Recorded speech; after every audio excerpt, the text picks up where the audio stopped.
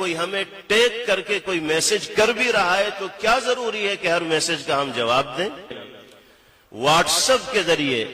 گھنٹوں جو میسیجز کا تبادلہ ہوتا ہے اور ادھر ادھر کی باتیں کی جاتی ہیں، جس کے جی میں جو آتا ہے وہ دوسرے کے خلاف لکھ دیتا ہے، اس سے بھی باز پرس ہوگی کہ ہم نے یہ قلم، ہم نے یہ انگلیاں، ہم نے یہ الفاظ تمہیں اس لیے نہیں دیے تھے کہ تم لوگوں کی عزت کے پرخچے ان الفاظ کے ذریعے اڑاؤ۔ یہ لوگوں کے دلوں کو ٹھیس پہنچانے والے کلمات اپنی ان انگلیوں سے واٹس ایپ کے ذریعے لکھو اور عام کرو۔ اللہ کے حبیب صلی اللہ علیہ وسلم کا یہ ارشاد گرامی انسانیت کو یہ درس دے رہا ہے کہ ہمیں اپنی زبان پر بھی لگام دینا ہے اور قلم کے ذریعے لکھنے والے جملوں میں بھی محتاط ہونا۔ اگر کوئی ہم سے بد زبانی کر رہا ہے، بد کلامی کر رہا ہے، کوئی ہمیں ٹیگ کر کے کوئی میسج کر بھی رہا ہے تو کیا ضروری ہے کہ ہر میسج کا ہم جواب دیں؟ ہمیں سکھایا گیا کہ جواب جاہلہ باشد خاموشی، اس سے بہتر جواب کو ہی نہیں سکتا،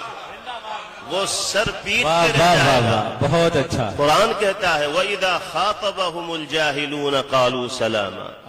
جب بدتمیز اور بے تہذیب قسم کے لوگ سامنے آئے تو سلامتی کے بول بول کر کنارے نکل جانا، واہ، ان کے منہ لگنے کی ضرورت ہی نہیں۔ زندہ باد۔ اگر میسیجز پر میسیجز ہوں گے تو پھر تو یہ سلسلہ ختم نہ ہونے والا ہوگا اور جاری رہے گا، اور اس کے نتیجے میں کتنے مفاسد پیدا ہوں گے، کتنی دل شکنیاں ہوں گی، کتنی دوریاں ہوں گی، کتنی رنجشیں پیدا ہوں گی، سالوں گزر جائیں گے اور چند میسیجز کے ذریعے پیدا ہونے والی رنجشیں ختم نہیں ہو پائیں۔ کیا کہنا۔ اسی لیے نبی پاک علیہ الصلوۃ والسلام نے ہدایت دی کہ اپنے آپ کو کنٹرول میں رکھ کے انسان کو اپنی صلاحیتوں کا استعمال کرنا چاہیے، اور فرمایا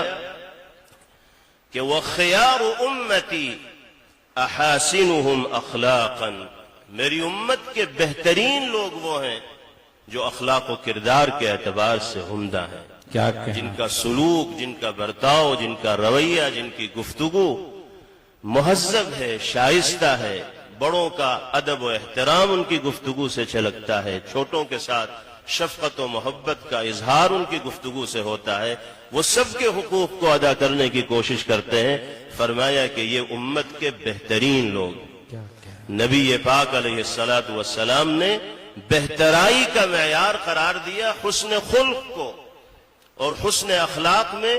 اللہ کے حقوق کی ادائیگی بھی آتی ہے اور اللہ کے بندوں کے حقوق کی ادائیگی بھی آتی ہے۔ ہم اپنے آپ کو شریعت و سنت کے رنگ میں اگر رنگیں گے اور پیغام